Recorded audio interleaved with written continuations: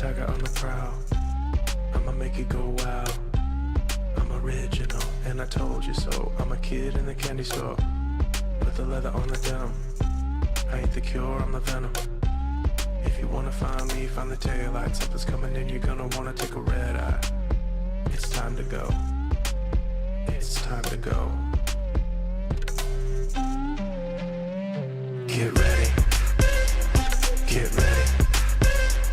Get ready.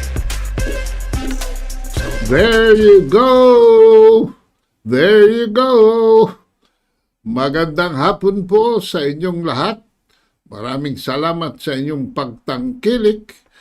Pero ngayong hapon na ito, medyo delayed tayo sa YouTube. At Facebook at Rumble lang po muna tayong live.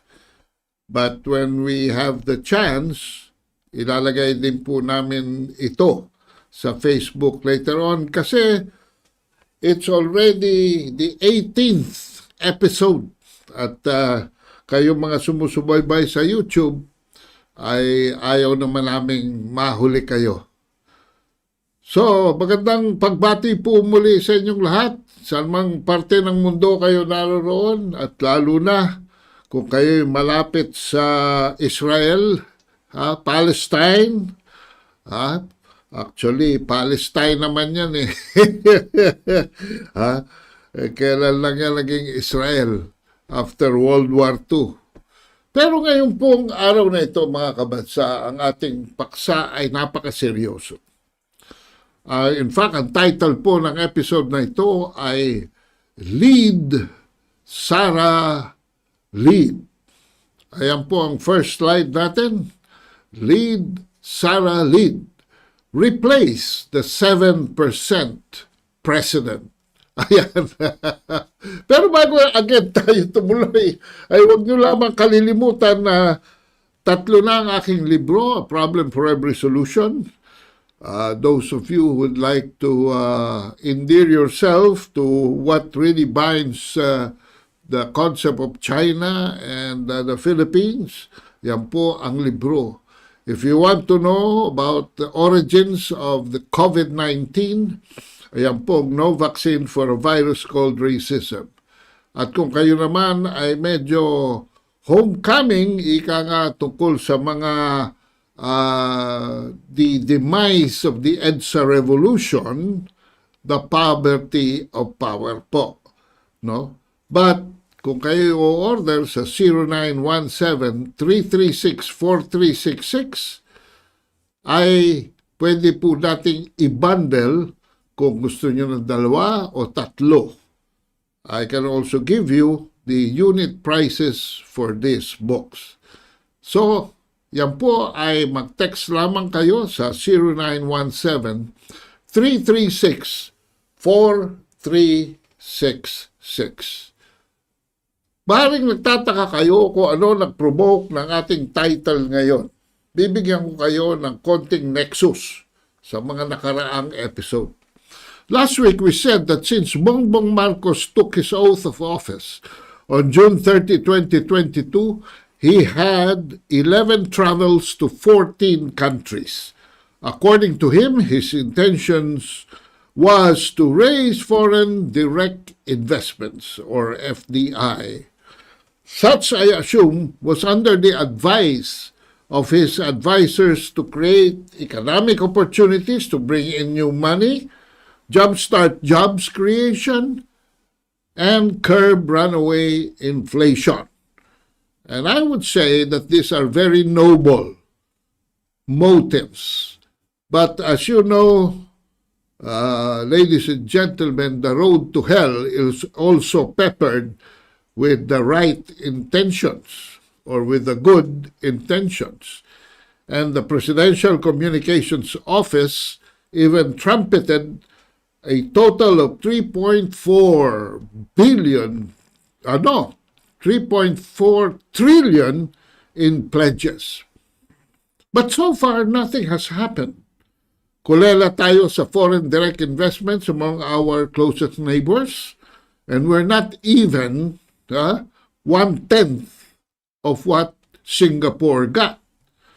Singapore was tops at 141 billion, Indonesia 21.4, Vietnam 17.9, Malaysia 15, Thailand 10.2, and the Philippines only got a measly 9.4.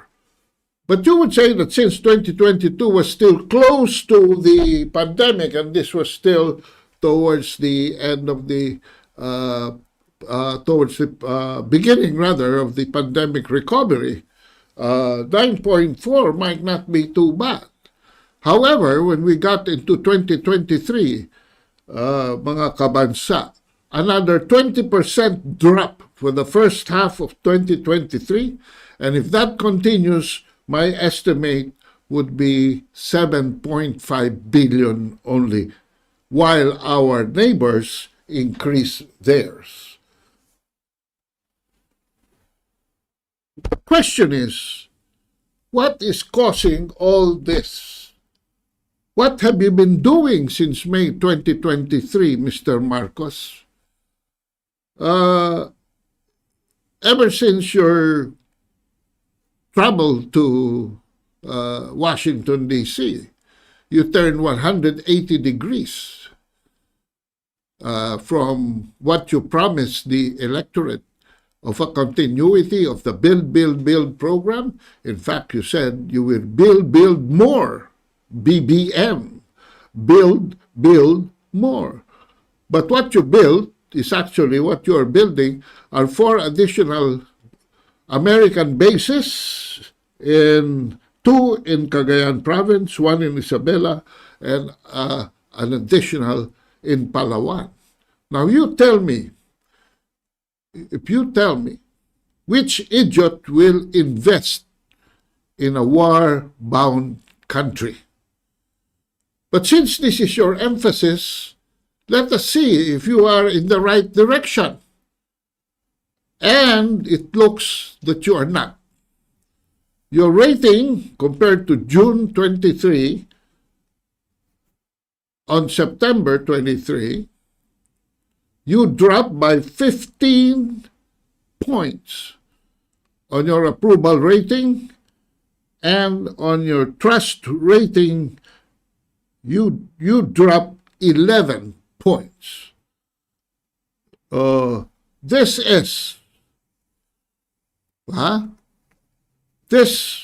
is according to you because of the rice problem.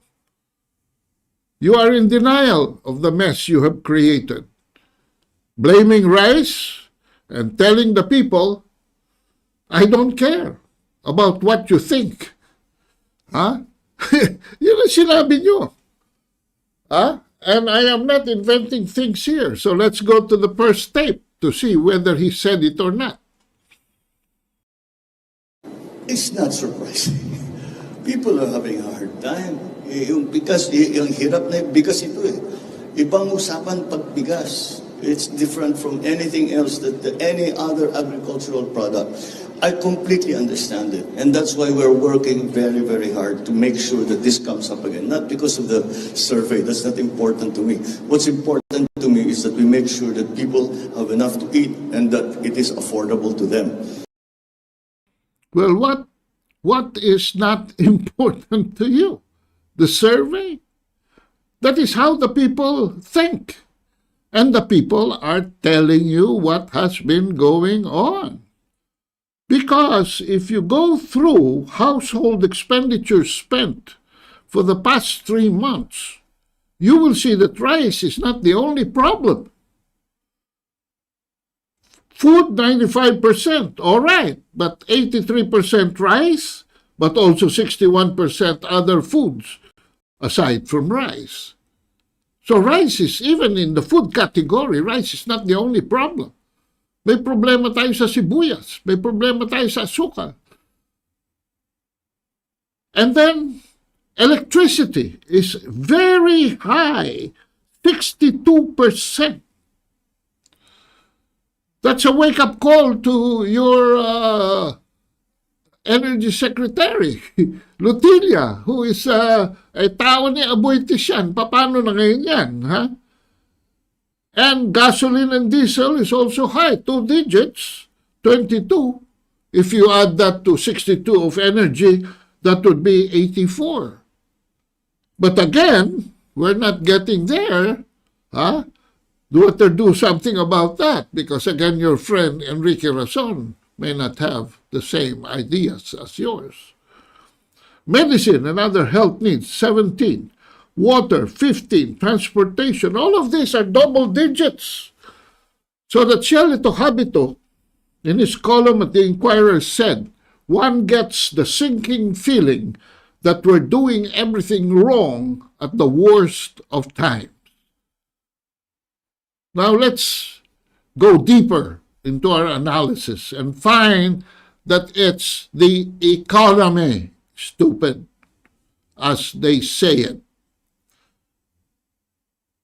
Your war that accelerated when you visited the United States, we really don't know what happened after you did that. That's your secret, and that belongs to you. Hindi na ho namin pakikialaman kung ano ang motibasyon ninyo. Pero ang gera ninyo, eto sa baba, defending the integrity of the Philippine territory against foreigners is only 7% urgent national concern. At 7%, I don't even consider it urgent. But what is the people's war?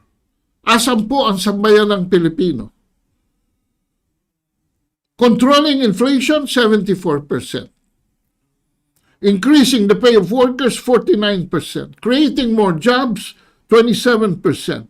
Reducing the poverty of many Filipinos, 25%. And then they go into the character of your governance, fighting graft and corruption in government. They see graft and corruption, and they are already burdened by these 4 major economic concerns.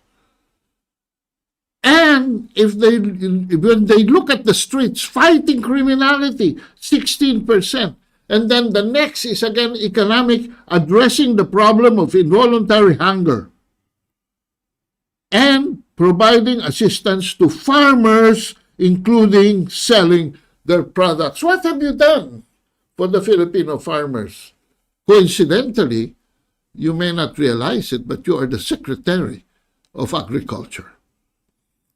So it seems that your war, Mr. Marcos, is different from the people's war. That is not just about rice, Mr. President. It is not even about inflation anymore.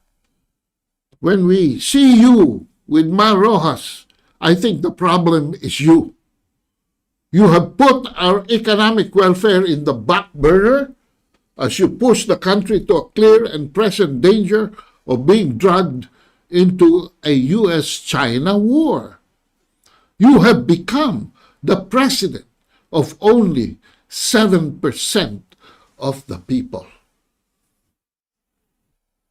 Your mistakes started even before you were elected. In gross violation of the election law, your wife brokered the deal with Smartmatic. However, Glenn Chong blew the whistle on her, and Eliseo Rio caught the fake machine count. When you were elected, you partied in a room full of your magnificent 7 oligarchs and cronies. Nothing wrong with indulging in some wine, Mr. President. But you gave Sabina Boitis a 20 billion behest loan from Land Bank for renewable energy projects and favored Enrique Razon with a 15-year renewal for Malampaya without consideration for the government. Did it ever occur to you that this might be impeachable offenses? Then you and your wife's friends were associated with smugglers, hoarders, sugar, even onions. And there is even a perception that you are fleecing the Philippine charity sweepstakes. Wala kami naririnig. Wala kayong explanation na binibigay. you confiscated rice from 4 alleged smugglers, but we don't see any cases being filed. And the most notorious of smugglers, who has been seen in pictures with Lisa Araneta, your spouse, has not been included. Is it because Michael Mas' partner is Martin Araneta, the brother of Lisa? Nagtatanong lang po kami. Kasi ito mga bumabagabak, may perception ng corruption. No? At yung inyong maternal cousin also became intoxicated with power and later went indiscreet about dispensing patronage funds using his speakership of the lower house. The speaker's hubris went amok when he pulled the rug under the feet of former President Gloria Arroyo, removing her as senior deputy speaker, a miscalculation that provoked Vice President Sara Duterte to resigning her chairmanship of your supermajority Lakas Party. The scandal exposed the plot that the speaker, the speaker, your cousin, was also secretly forming a new coalition with Partido Federal. And Alvi Benitez's kilusan na nagkakaisang Pilipino and the leftist Makabayan Bloc. Ayan ang picture. Romualdez meets the Makabayan Bloc. And hindi na nakita yung iba pang nasa lamesa, pero nandito si Gabriela Arlene Brosas and former party list representative Ted Casino. If this was the Congress's business, bakit nandiyan si Ted Casino? Hindi na congressman niya. So taking the offensive, the speaker has been collaborating with the yellows, the pinks, and the reds. And what, of all things, recently to demonize Sara Duterte by fueling disinformation about confidential funds the president transferred to her. Nilipat lang ho yan. Those are presidential funds. Pinagamit lang ho ng presidente. And I think that is within the powers of the president. Eh bakit kayo nagagalit sa vice-presidente? Wala naman kayong nilalabas na anomalya. Wala naman kayong binibintang na matibay na besides innuendo na korupsyon. Napakabilis daw ng paggastos. So what? Diski ba one day lang yan kung tama pinamtahan? Anong problema doon? And last September 28, ayan, binalikan ng pinsan ninyo si Arroyo. Electric consumer advocates recycled the plunder case against her involving malampaya funds of all. Even the complainant already acknowledged that former Ombudsman Conchita Carpio Morales had earlier dismissed charges against the accused on the grounds that her role merely was to authorize the disbursement of the fund and that she had no involvement whatsoever in the subsequent alleged misappropriation. Plunder po. Plinander nyo na naman si Gloria Macapagal Arroyo. Ano ba ang plano ninyo? Pag-retire na lang si GMA sa Veterans Memorial Hospital? Sobra naman yata yan. Wala kadadahilanan. Anong kadadahilanan? Maybe mamaya magkakabistuhan tayo.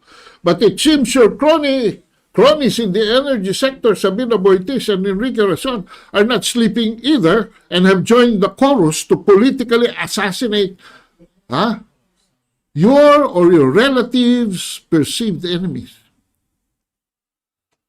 But this is nowhere in the vicinity of what I mentioned earlier.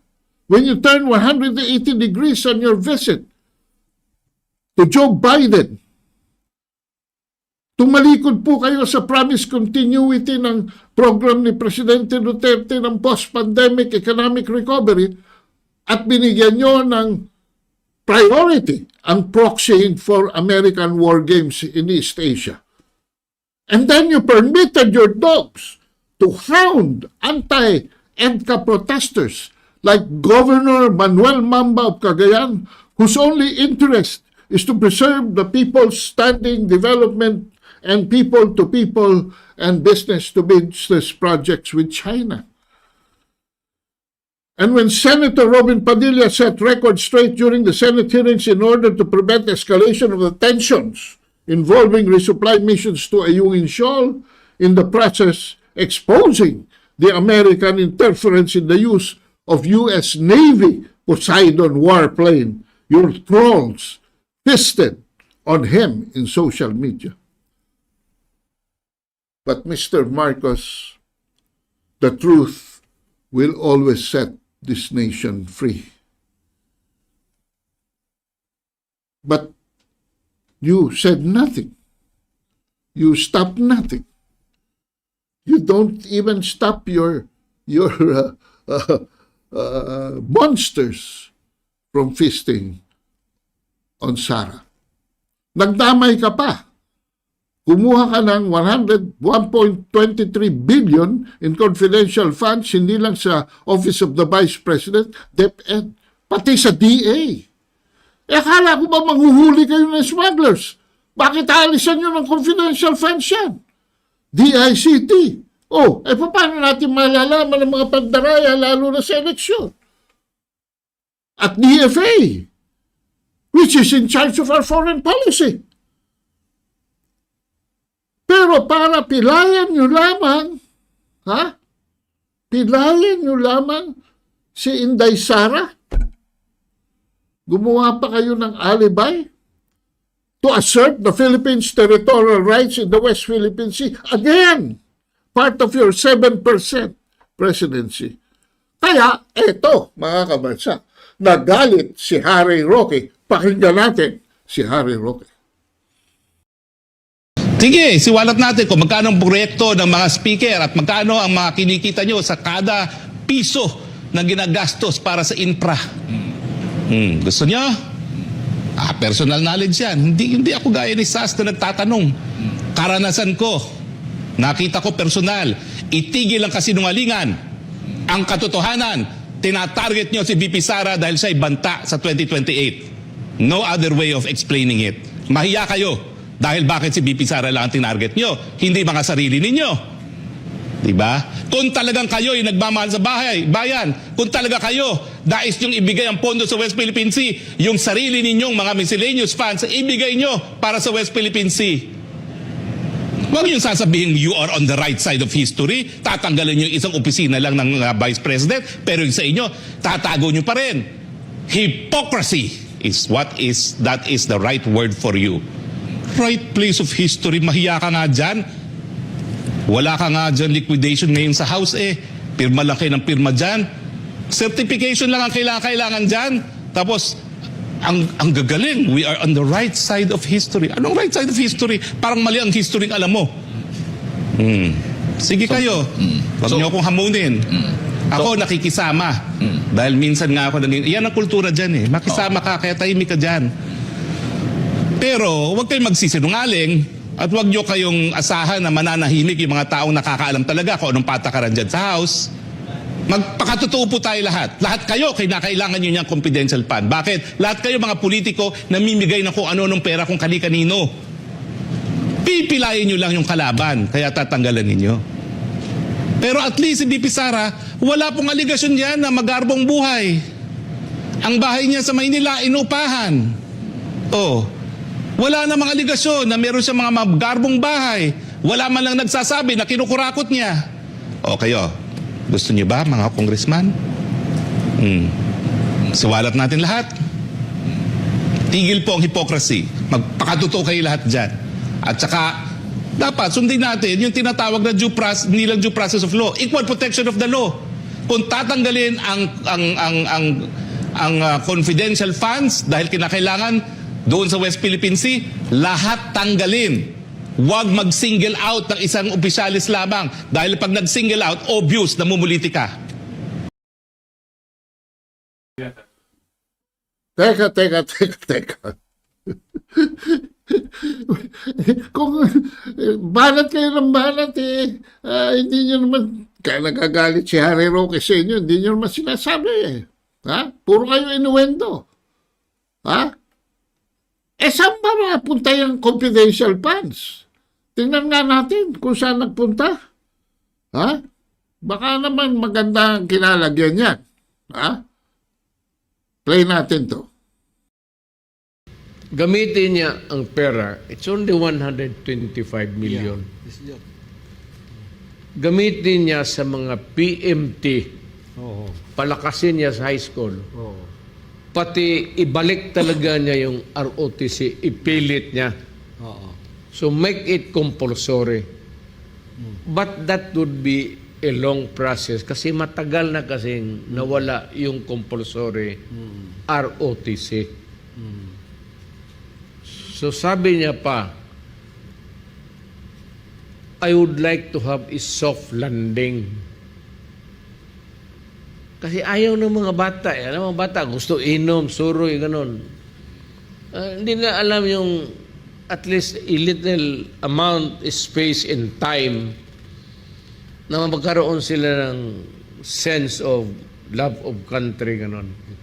So papasok ito sa ROTC. Ang sinabi niya, ngayon, hindi ito madalaki, mapilit ka agad.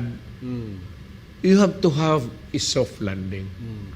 Sabi niya, seminar muna bago sa enrollment o dalhin sa kampo yung mga bata, field trip muna nila, continuous yan para makita ng mga bata kung ito yung mga kanyo natin, yung pahawakan sila ng tangke de guerra, gano'n. Pasakayin sila sa eroplano. Yun ang plano niya. Na sinabi niya, yung PMT naman sa high school pa lang, gusto niyang palakasin. Sabi ko, Day, how many PMTs there are in the Philippines? How many ROTC? Maghihi ka lang 125 million. So, ito, sabi niya, seminar man lang ito, mga ano yung, make it as soft as it could ever be. Hindi man naintindihan ng mga komunista yan. Kaya sabi ko sa kanya, magprangka ka na lang. Itong intelligence fund na ito, gagamitin ko para sa utak ng Pilipino kasi ito ang target ko, kayong mga komunista nandyan sa Congress. Pati kayong mga komunista dyan. Ano nirereklamo ninyo? Ito pala ay part ng social preparation for citizens' military training as part of the educational system. We will go into more like that later. But, kinuha ninyo, nire-allocate nyo yung confidential funds niya. Alright, ha? Bakit hindi nyo binigay yung confidential funds ninyo mga congressmen, mga senators? Hindi nagalaw. Sa lower house, 1.6 billion confidential funds plus 2 billion travel expenses. Pero sabi ni Speaker, wala kaming confidential funds. Sabi ni Senate President Subiri, wala kaming confidential funds. Naku, mga kabansa, wala daw. Kaalam din kung bakit? Dahil ang tawag nila, extraordinary funds. But they are actually treated by the accounting guidelines as confidential funds according to COA guidelines. Pero mayroon pang mas sekreto sa confidential, mga kabansa. Secret funds. Ano yan? Yan palang maintenance and other operating expenses, MOOE, ng buong Kongreso at buong Senado is classified. Ibig sabihin, secret, pirma lamang ng congressman at proseso, certification lamang ng opisina ng Speaker o ng Senate President ang kailangan. Ano ang konklusyon? Lahat pala ng pondo ng Senado, lahat pala ng pondo ng Kongreso, ng lower house, ay hindi lamang confidential, kundi classified funds. Walang liquidation required. Walang mga resibo, mga kabansa. So kung halimbawa 300 billion yan, para natin silang binigyan ng blank check para tuksuin silang nakawin yan. Hindi ko naman sinasabing ninakaw nila yan. Pero nakakatukso, mga kabansa. Biro ninyo. They can treat it as their pocket money at basta pipirmahan lamang. Okay na. So in the process, thanks to, by the way, Rogando Sasso, who has exposed this, and binerify na ni Harry Roque, binerify na ni President Digong. Monumental corruption in our legislature. Eto, si Digong, ibabalik natin. Putang ina. Kayo ang maraming pinaka. Alam mo, pag mag-liquidate ka, ano yung masking? Mag-liquidation tayo and you will find out what is the most rotten institution dito. You will find out it's Congress. Walang limit ang ano nila dyan. Yung pork barrel, pati yan si Romualdez. He's wallowing in... Alam mo kasi, ayaw ko kung bakit, ano niya si Inday. Si Inday naman is perceived to be a good candidate.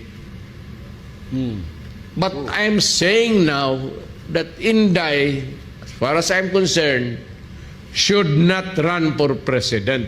Tama na yung vice president. Maganda na yan. Ibigay na niya sa iba. This Romualdez, speaker, yan ang sige bigay ng mga congressman, pinabusog nila lahat. Pero sabi ko, mag-audit tayo. Because the speaker is poised to be or to run for president. Well and good. Gusto ko ikaw ang mapresidente. Kasi noon kaibigan kita, wala pa yan si Marcos, nakakampanya pa. May parang sinasabi ka na gusto mo. Sabi ko, okay. I was not thinking of my daughter. Perceive lang yan siya to be a good candidate. Pero tuluyan ko na, ikaw na, Romualdez. Pero maghigi ako ng audit. Ngayon, kung hindi ibigay sa atin yan, I will ask everybody, from the farmer to the businessman, to the church people, to every Filipino, to every soldier and policeman, that we all demand that we open the liquidation. Lahat para malaman rin namin kung paano ninyo winaldas ang pera namin. Oops. Mr. President. Teka muna dahil people power na yan eh. Relax lang muna, no, ha? Ilatag lang muna natin ang maayos ito. By starting to ask, sino ba sa gabinete ni Presidente Ferdinand Marcos Jr. ang alam ninyo na transparent kung ano ang gusto niyang gawin sa kanyang opisina?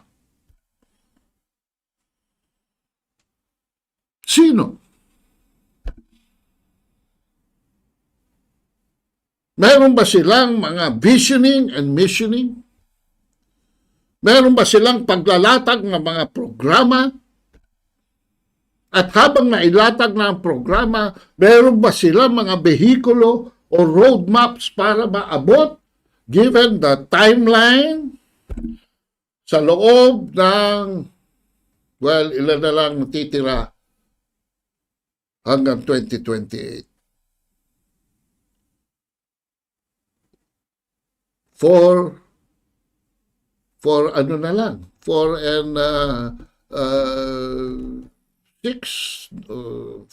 months, ba? Malayo pa pala. Ha? Mula nung umupo sila, anong programa nila? Oh. Ang narinig ko lang na programa dyan, ha? Ay ang Maharlika Fund na hanggang ngayon, ha? Yung sourcing ng pondo, ha? Nanggaling pa sa taong bayan, sa pera ng taong bayan. So, ang sabi nga ng mga ibang ekonomista, lalo na yung una niyang in-appoint sa central bank na pinaltan niya because he disagreed with the Maharlika Fund. Ano sabi? Pera rin ng tao yan eh. At yung perang inutang. Inutang para pera ng tao sa buwis o perang inutang para sa mga proyekto, programa for government programs para maka-build more ka, BBM. Anyari? Ano nangyari na? Ano nang nangyari na sa Maharlika Fund? Ha? Relax kayo dyan. Ha? Alam niyo, ilalagay daw sa stock market yan. Meron akong alam na 700 million na inutang ng isang oligarch sa gobyerno. Ha? Nag-invest ang gobyerno, nag-placement. 700 or 800 million. Ngayon, presyo ng kanyang investment sa shares of stock is I think only about 200 to 300 million. Natatalo na ng mga 500 million ng gobyerno sa placement na yon. Dahil lamang isang dating Speaker of the House, at ngayon is senador ang may-ari ng kumpanyang yun na pinag-imbesta. Teka muna. Meron ba kayong alam? Department of Transportation, saan tayo dadalhin? Ang traffic pa rin sa EDSA. Asa na modernization? Magkakagulo. May worldwide strike being scheduled for next week. Ang mga motorista, mga taxi driver, jeepney driver, bus driver, yung mga nagbibiyahe dyan. Sa agriculture, huwag na natin pag-usapan. Baka makapantal-pantal lang ako. Anong defense? Saan pupunta ang ating defense? Ha? Tingin ko nga ang forces of the United States na yan eh. Ha? Dahil ang inuuna ay prioridad ng Estados Unidos. Ha? Saan? Ano pa mga ibang departamento dyan? Public Works, meron ba kayong naririnig na hindi in continuation of the Duterte programs? Tourism, asan ang tourism na yun?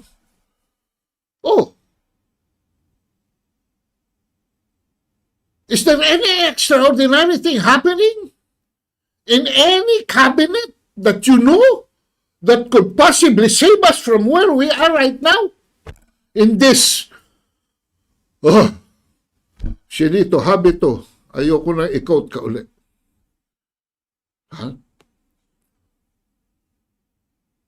There is only one department, ladies and gentlemen, na 8 months ago pa, alam na niya. Alam na ng department na niya kung saan siya papunta. Ano ang problema? Ano ang solusyon?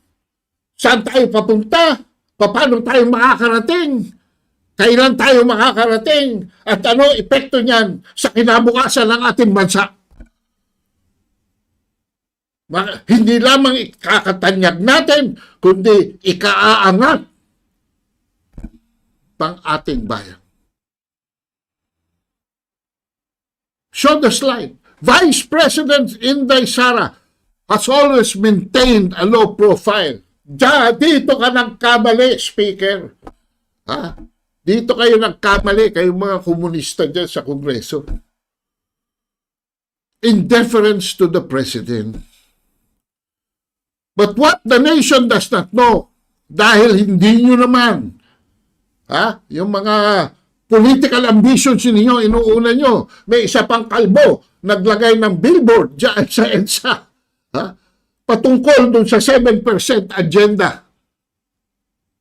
Hindi patungkol doon sa 74% economic, kundi doon sa gera agenda. Patubo ka muna ng buhok, sir. Hindi namin kung saan mo dadali ng bayan. Pero sa Department of Education, she is the only one within the Marcos cabinet, Inday, as Secretary of Education. The only secretary who has not only accurately analyzed the problems of our salin lahi, the next generations of students, but has delivered structural reforms in her area of responsibility. Who else have done that? Who else has also provided roadmaps up to 2028 and beyond? And most of all, what were the very incisive and surgical principles that went into the plan?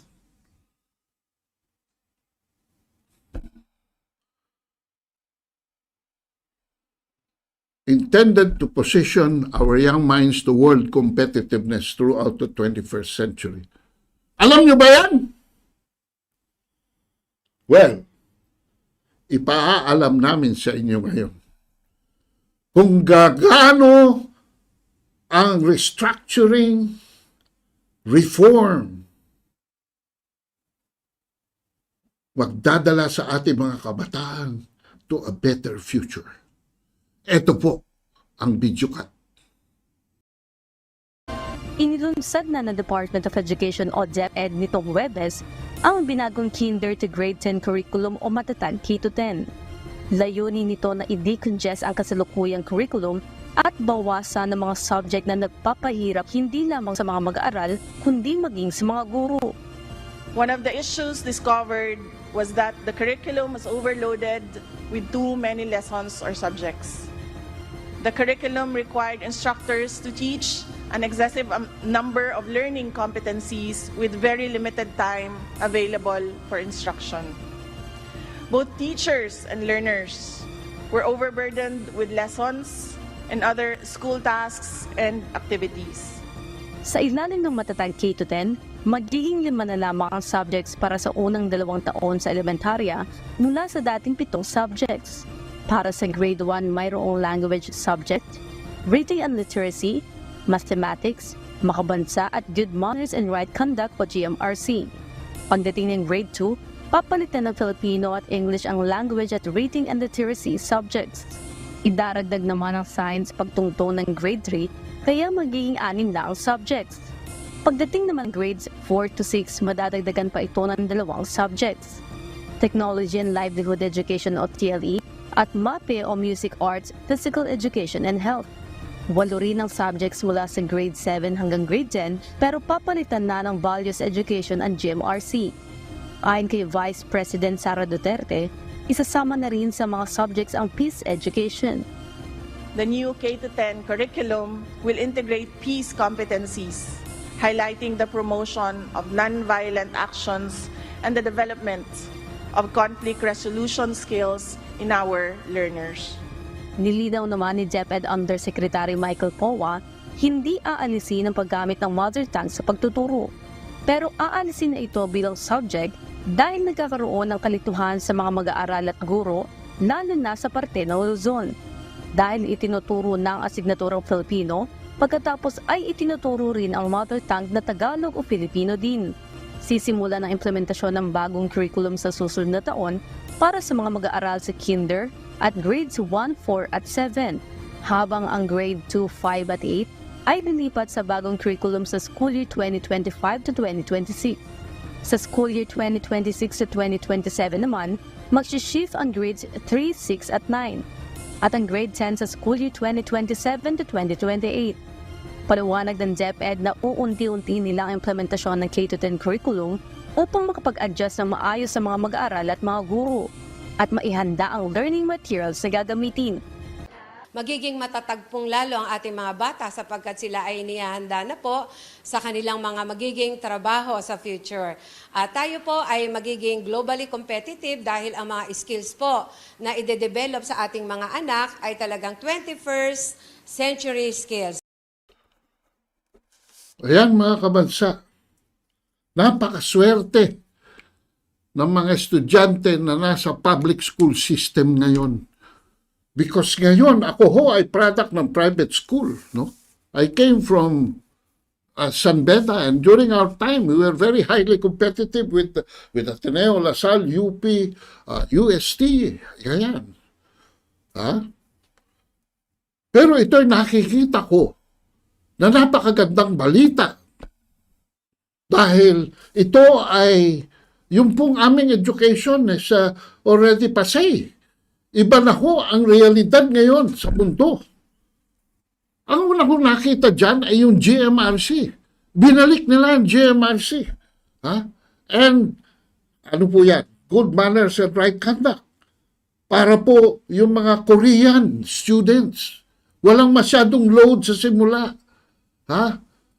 Ang kanilang kabutihang asa lamang in the initial grades and spatterings of yung mga academics. Pero habang lumalaon, ito po ay mag-evolve into value formation. Why?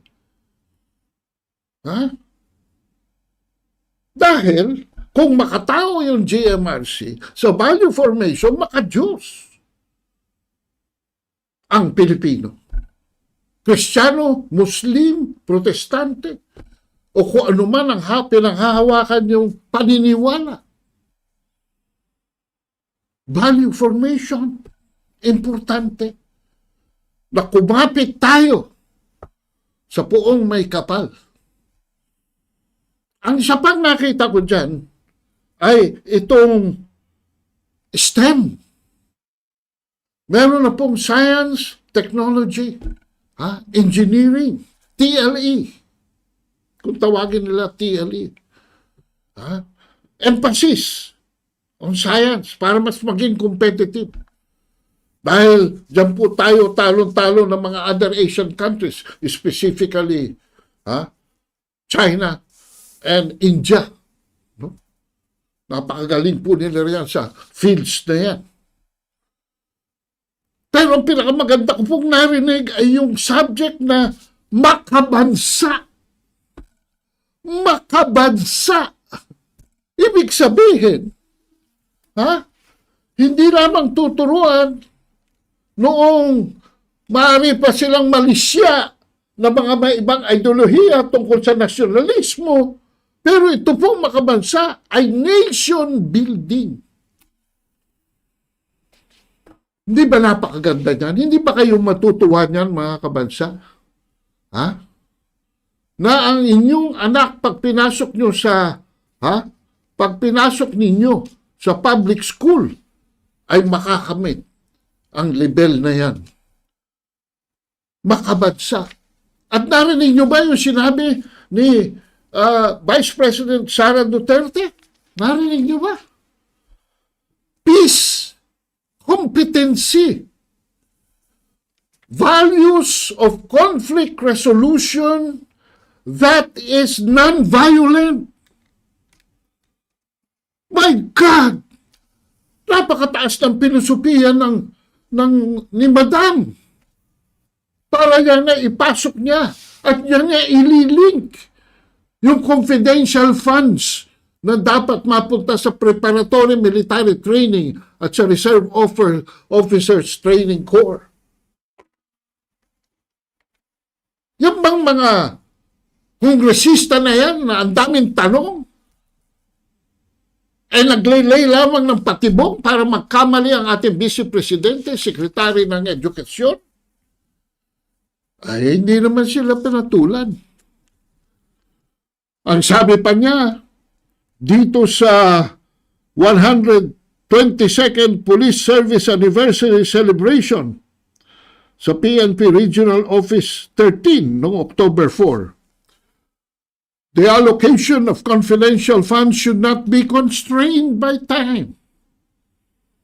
It matters not whether it takes 1 day or 1 year of spending. What truly matters is the safety and security of our people. Hindi ba yan yung 7% mo, Mr. Marcos, defending the sovereignty of this country? Bakit mo pinayagan yan? Pag dumaan sa lamesa mo yan, ibito mo. Kung sino man ang kumukontra, anya, sa confidential funds ay kumukontra sa kapayapaan.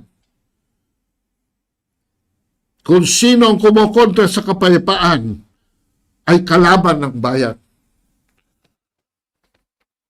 Yan po ang manifestasyon kung gaano ang maturidad ng kaisipan at kung gaano ka-organisado sa kanyang sistema, sa kanyang pag-iisip, sa kanyang pagtatrabaho ang ating pangalawang Pangulo at Sekretary ng Edukasyon.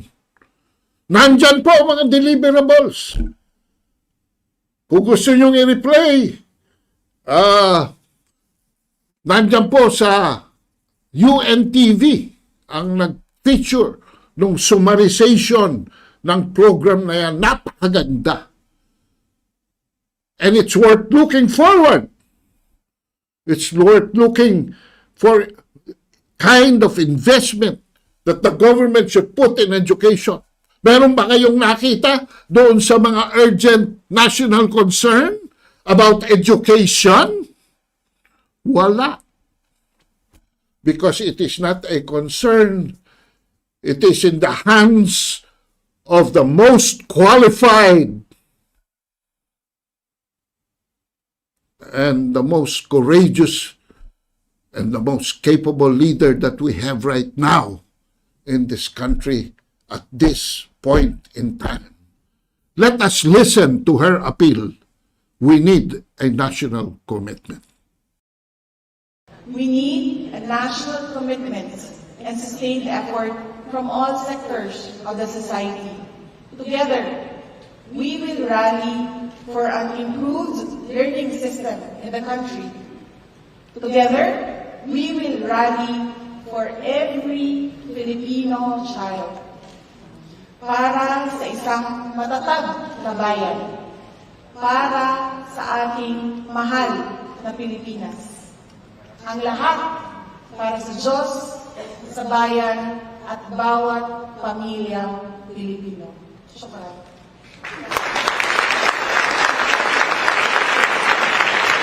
Thank you. Shukran, Inday. Nasa likod mo kami. Huwag kang lilingon dahil may mga kumakalabit kaliwat kanan sa iyo. Huwag kang matakot. Marami pa silang patibong na ilalagay sa iyong harapan. Pero alam namin that you are destined for greater challenges for this country. Alam namin that you have been prepared properly. Hindi katulad ng mga iba dyan, na dahilan sa anak sa layaw, ay karaniway hubad. At hindi lang yon, nagpupulburon pa. Sabi ni Maharlika. Nasa iyo ang aming respeto. Alam namin At ito'y derechahan na. Nananalo lamang ang Pangulong nakaupo dyan sa Malacanang ngayon dahil nagbigay ka at pinabayaan mo siya ang umuna at ikaw ang umupo sa huli para maitulak mo siya sa tagumpay. Pero kung saan tayo dinadala, hindi natin malaman. But we will refuse a 7% president. We want a 101 presidency. We want to know where you are taking us, whoever occupies that position. We want to know how you will bring us from this present malaise na napakahirap ng buhay to the prosperity that you promise us nang sinabi mong sama-sama tayo sa pagbangon. Pero saan mo kami iniwan? Bakit puro politika na ang nauuna ngayon? Bakit wala kang sinasabi? I'm not even heard a defense from your end for what is happening to your vice president. This is not good. Para bang same old na lamang. Ang hirap ng buhay ngayon. Dahil hindi ekonomiya ang nauuna, kundi gera. At hindi tayo nakasukob ngayon sa magbibigay sa atin ng magandang kinabukasan bilang isang bansa. Pinakita na ng nakaraang Pangulo kung saan dapat nandun niya, kung saan dapat ilagay natin ang ating pagtitiwala para tayo magkaroon ng matiwasay at prosperidad. Hindi para sa atin, para sa mga anak natin, apo at salinlahi. Sa pagtingin natin sa kinabukasan, meron bang pag-asa? Ang pag-asa ay nagkikita lamang at nagbubunga lamang doon sa mga nakikita natin na nangyayaring realidad ngayon. Pero tayo ay, ang agenda ay para bang sumusob sa gera, lumusob sa gera. At dikit tayo ngayon sa isang bansa na wala nang maibibigay sa atin kung hindi gera. Wala pong prosperidad. Wala pong development kung walang kapayapaan. Kaya, ang sinasabi ko sa inyo at ang huling pagsalita ko, I am appealing to the Vice President. Lead, Sara, lead. Ayan, binibigay na naman sa iyo ni Juan de la Cruz ang sapatos mo para ikaw ay tumakbo. Pero sa kadahilan ng wala namang eleksyon, yung sapatos na yan ay isusuot mo para itaguyod at itulak pa ng mas mabilis ang progreso kung saan ka bibigyan ng Panginoon ng responsibilidad para sa bansang ito. Lead, Sara, lead. Ha? Huwag ka nang lumingon. Ha? Baka paglingon mo maging asin pa ang kinabukasan ng lahat. Ha? Huwag naman. Pagbigyan mo na kami ngayon. Dahil kung hindi ka tutulong, kung hindi ka lulutang, kung hindi ka magpapakita rin ng liderato ngayon, baka mawala na ng pag-asa ang sambayan ng Pilipino. At ayoko namang sabihin na yung sinasabi ng iyong ama ay magkakaroon at magkakatotoo. Dahil kung magagawa naman natin sa pamamagitan ng kapayapaan, sa pamamagitan ng pagkakaisa, gawin natin. Pero ako ay naniniwala na tayo'y makakarating dyan dahil tayo ay wala sa puwersa ng mga nagdi-divide and rule, ng mga namumulitika. Wala tayo sa puwersa ng mga nagnanakaw sa gobyerno ngayon at sa taong bayan. Nasa tuwid tayo, nasa katotohanan tayo, maging issue lokal, nasyonal, o pansandaigdigan. Maraming salamat mga kabansa sa inyong pagtangkilik. Ito po ang inyong lingkod, ang Maestro, Ado Paglinawan, na nagsasabi sa inyo na sumama na kayo rito. Lead! Sara! Lead! Maraming salamat po.